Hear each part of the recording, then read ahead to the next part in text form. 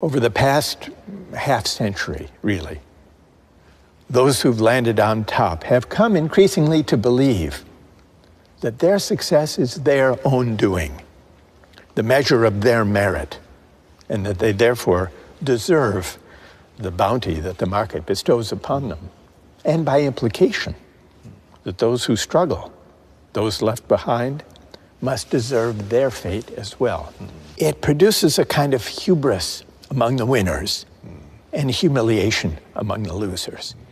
It teaches the winners, if I believe that I achieved whatever I achieved through my own efforts, through my own doing, because everything was fair, then I'm likely to inhale too deeply of my own success, to forget the luck and good fortune that helped me on my way, to forget my indebtedness to those who make my achievements possible.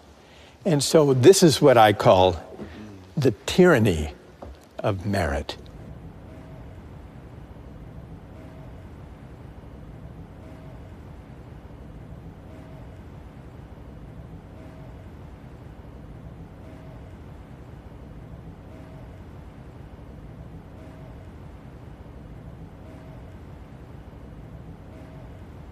Bring Michael Jordan here, I'm sure you can get him, and have him come and defend himself about why he makes $31 million. And I think what you're going to realize is his life was a very, very tough one to get to the top, and that we are basically being the majority oppressing the minority in a different light. It's very easy to pick on him. Very easy. Effort. You know what Rawls' answer to that is? Even effort depends a lot on fortunate family circumstances for which we can claim no credit. Psychologists say that birth order makes a lot of difference in work ethic, striving, effort. How many here, raise your hand, those of you here who are first in birth order? I am too, by the way. Mike, I noticed you raised your hand. If the case for the meritocratic conception is that effort should be rewarded, doesn't Rawls have a point that even effort, striving, work ethic is largely shaped, even by birth order? Is it your doing, Mike? Is it your doing that you were first in birth order? So why should income and wealth and opportunities in life be based on factors arbitrary from a moral point of view? This way of thinking about success has deepened the divide between winners and losers. It has led the successful to look down on those who struggle, and it has led many working people who do not have meritocratic credentials of fancy university degrees to feel that the work they do is not valued, is not respected in the way perhaps it once was. To feel that in a highly technological, highly professionalized, credentialized society, that elites look down on them. This has always been present, always been part of the American story. But it's been, at least at times, kept contained underground at the periphery. The brighter ideals and aspirations predominated.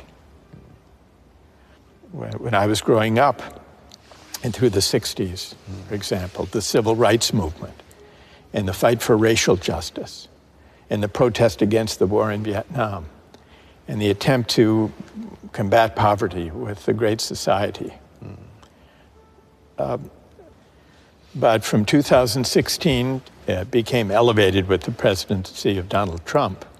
We've struggled more directly and more conspicuously, more frontally with the dark side, finding public expression. On the stage now. On the stage, public expression, rather than kept at the margins and at the periphery.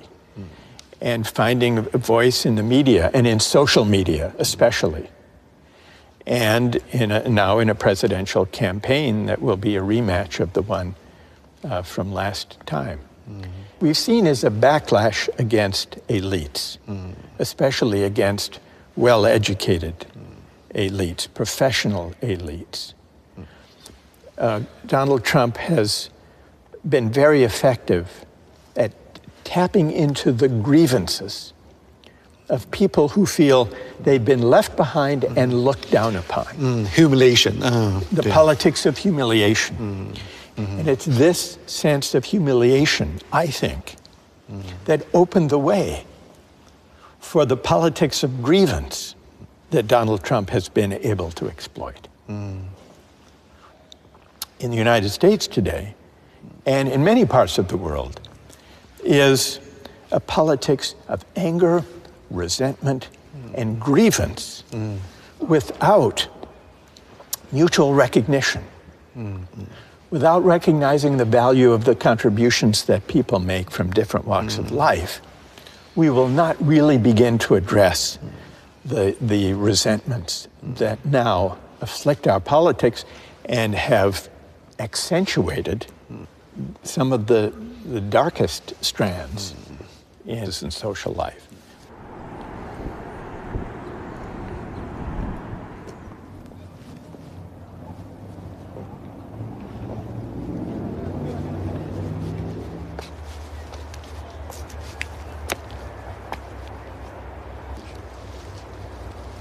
我想大家去国子监，在中国这个 meritocracy 是这么的受尊重。你知道梁启超他去那个访问澳大利亚的时候，因为澳洲人怎么理解他嘛？举人对他们就翻译成那个 bachelor， 就学士学位，他们的进士是翻译成 master degree。然后他不是当过长沙实物学堂的那个总教习嘛，就翻译成 president of Hunan University， 所以很逗。所以误读，我真的挺想带去看国子监的，这特别对着他这个写的书的感觉，加上拼音线。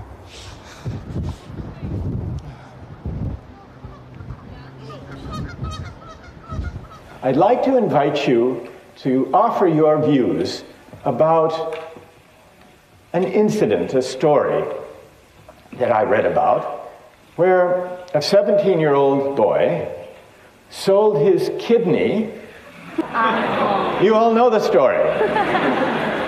He bought an iPad and an iPhone. But how many think it's okay? It's a free market and there's nothing wrong with it?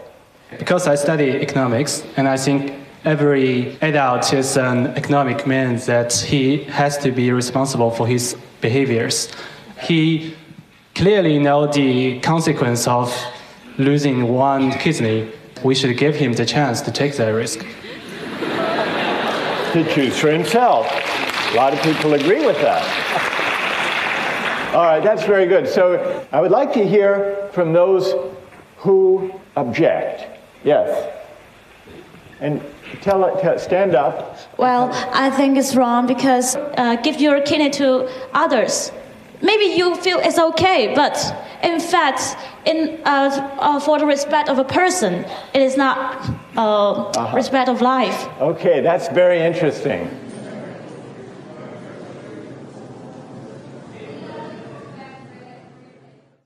Even facing the same concept like justice. Yeah. You see the difference from different countries? Yes, yeah. It's prompted me to reflect on why there are these differences when I encounter them. When I had these conversations with young people in China in the 2000s, what struck me was, first, they did have very strong pro-market moral intuitions, as I mentioned. And I would put a lot of examples to students and to the audience, asking them whether they think this or that social practice should be governed by money or by other norms. So I put questions like this. What struck me was the moral intuitions about buying and selling were similar in the US and China. In Eastern Europe, it was similar. In Poland, for example. Most European countries, it was quite different. You think why? Why? Similar mentality? I think it's because, especially in the early 2000s, that China had experienced, the young generation had grown up with the market reforms. And it had been a period of tremendous economic growth. It's kind of freedom for them. Yeah, it was an expression of freedom and rising affluence, but especially of freedom. But at the same time, they were looking for meaning that markets could not provide. And so the search for meaning persisted even after the market triumphalist moment.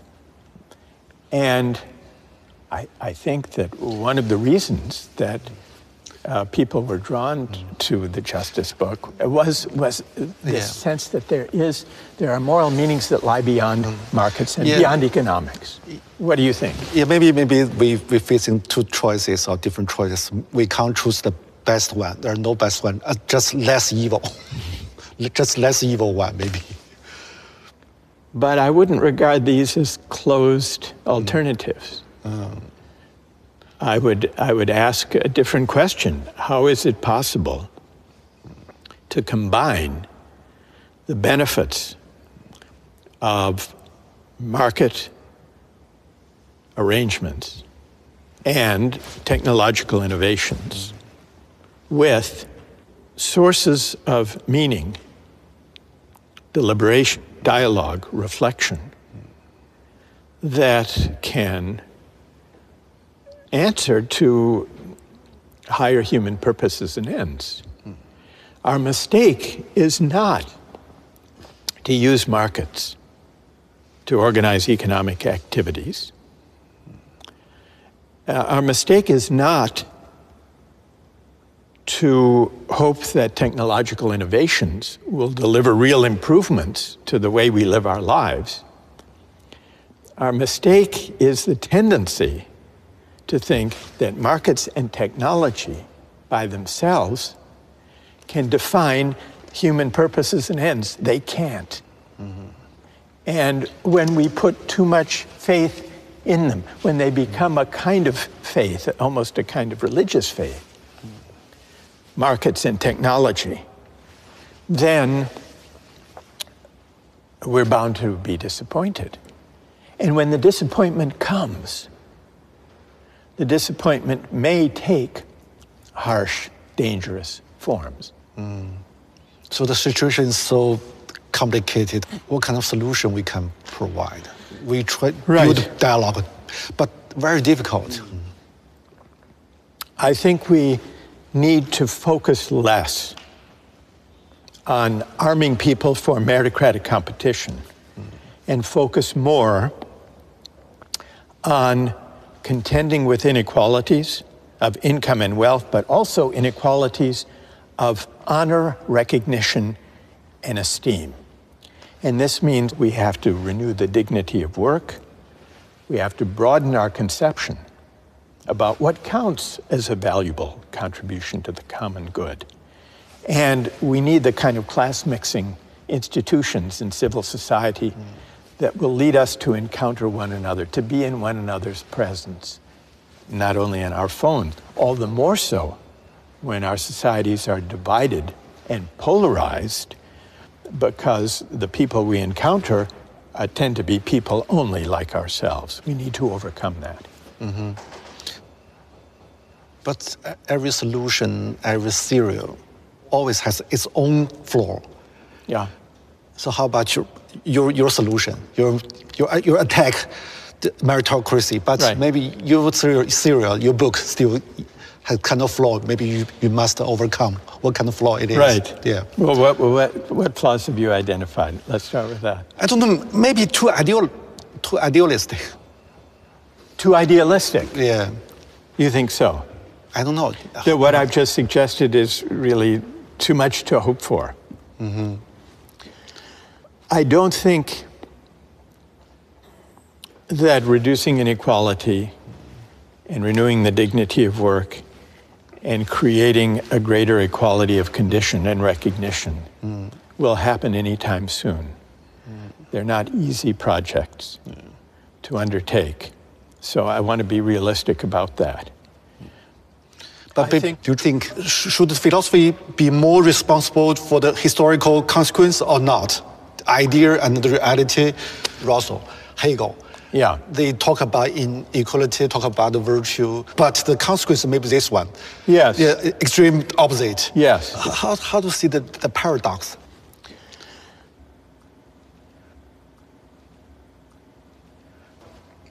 If one thinks, and I, as I do,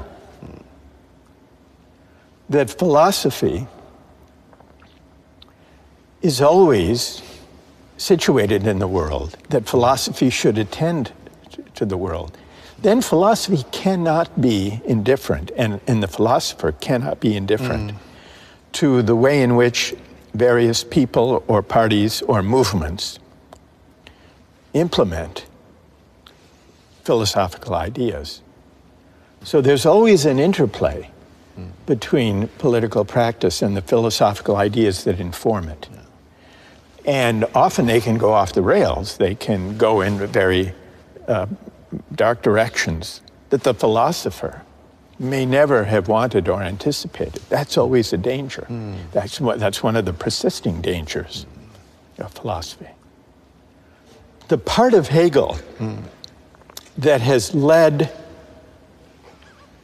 political practice astray in wrong direction, that teaches that history has a single ultimate destination,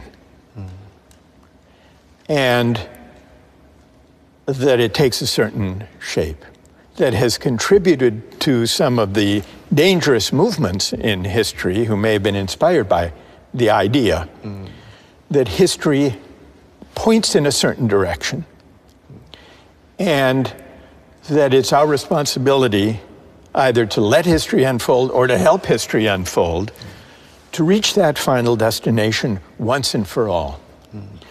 I think the phrase or the idea, once and for all, is a deeply dangerous idea. And I think it's at odds with the philosophical spirit of questioning, contesting, offering competing interpretations. In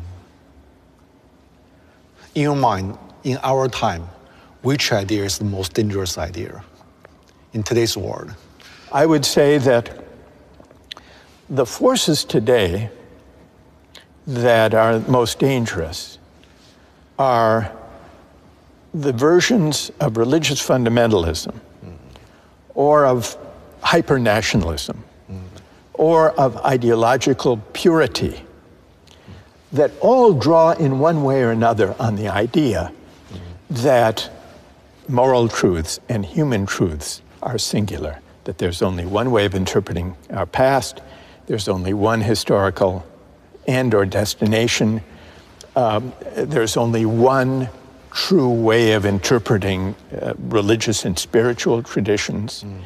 Because what this misses, well, it leads to dangerous politics, but it also misses the deep pluralism of the human experience.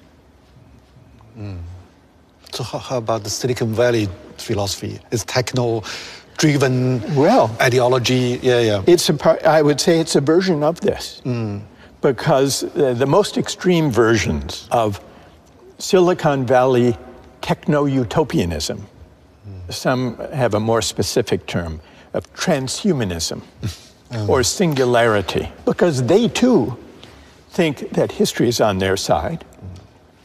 They too think that as technology develops and as generative AI develops, we will be transcending the messy, contentious, pluralist human projects and arriving at a kind of singularity.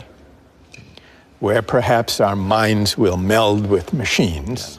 And the very idea that going to the moon or to Mars is kind of a natural outgrowth of this way of thinking, where they can start anew.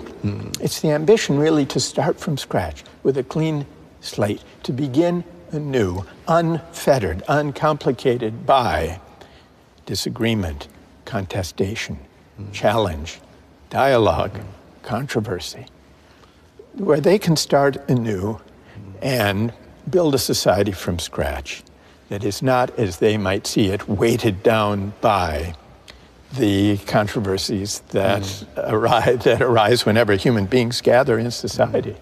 So there is something, it's fantastical, but it's also dangerous and hubristic, because it implies that they are the avatars, they are the pioneers, the initiators of this new frontier that breaks free from the messy need to negotiate, to discuss, to disagree, which is essential to the human experience.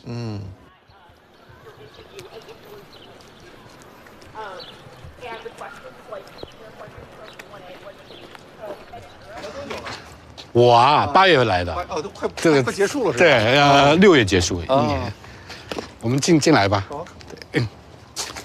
而且你是哪天到的？前天刚到。哦，所以还有时差吧？有用户现在。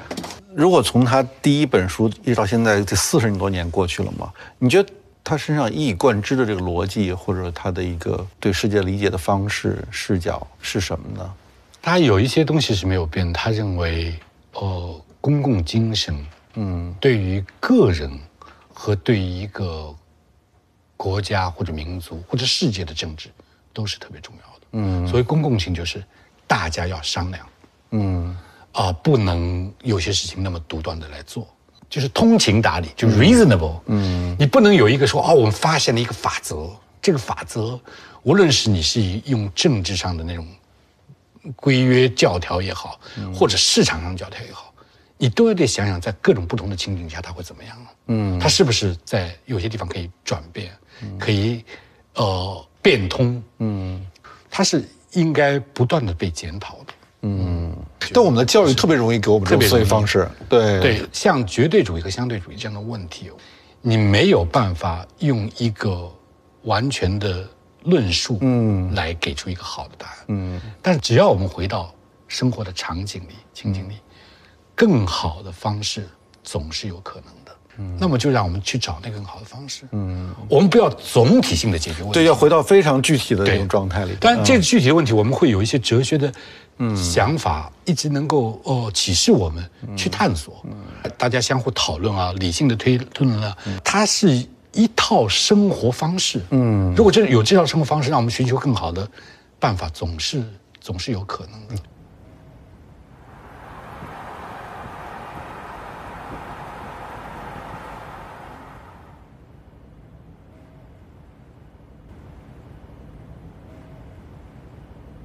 Even though it holds about 1,000 people, it feels intimate. Do you see what I mean? Yeah. Because it's banked, and people who are speaking can see one another. And it feels intimate. It feels like a seminar almost. Yeah. And that's what I love about it. What kind of role the intimacy played in the thinking? I mean, in the debating, I mean, how important it is. It's very important because it allows for dialogue. What the intimacy creates is a sense of community and gradually building trust, where people can disagree with one another, but still with civility and mutual respect, and learn together. That's really the idea, to learn together. I'll put a question to students, and it's a kind of journey together. But there's no guarantee that the student who raises her hand or his hand will offer the argument or the idea that I'm expecting. Sometimes the unexpected can lead in very interesting directions. Other times, less Sometimes so. like chaos. Well, yeah, sometimes chaos to emerge. So which part is most difficult? I mean, it's a journey. Sometimes journey is boring. Sometimes journey is very exciting. Sometimes dangerous. Yes. Well, the most dangerous, that's the easier part to answer. The most dangerous moments, but in some ways the most important moments, are the ones where the questions we're discussing come closest to the personal feelings and convictions of students. And those are the dangerous moments, but they can also be the most revealing and clarifying moments.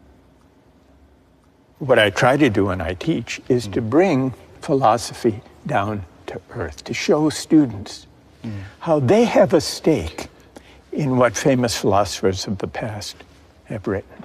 Philosophy does not only reside in the heavens, far beyond the world in which we live. It inhabits the city. It informs our everyday life.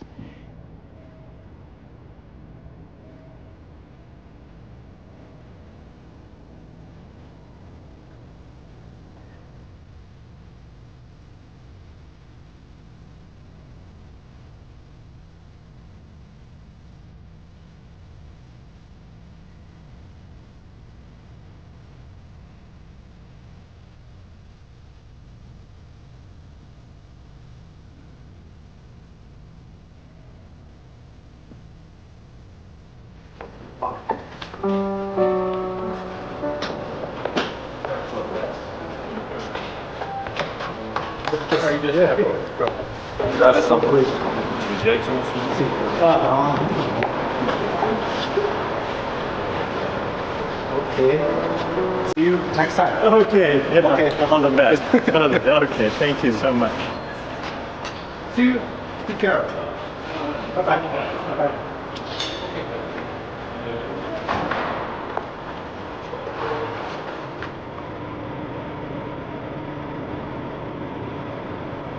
人家那个我们俩那应该背景特别好看嘛，应该是。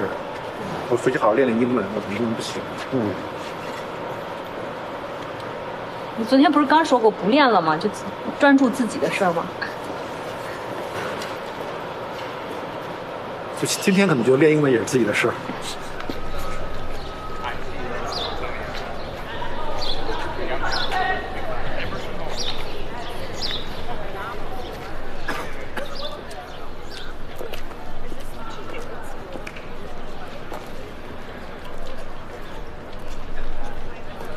突然在舞台上，我变成那个被他追问的人，那一刻你突然意识到，当你被追问的时候，才是你的思考真正打开的时候。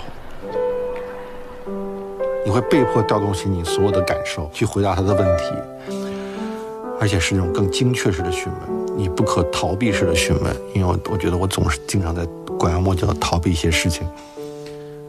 我们刚做这个13-1节目的时候，陈嘉映老师7、8年前跟我说，他希望我去读哲学书，我一直就没好好读过。这次在哈佛，我真正产生出想去好好读哲学书的冲动。那现在我也觉得桑德尔在埋各种各样的种子，这些种子也肯定在某一个时刻破土而出的了。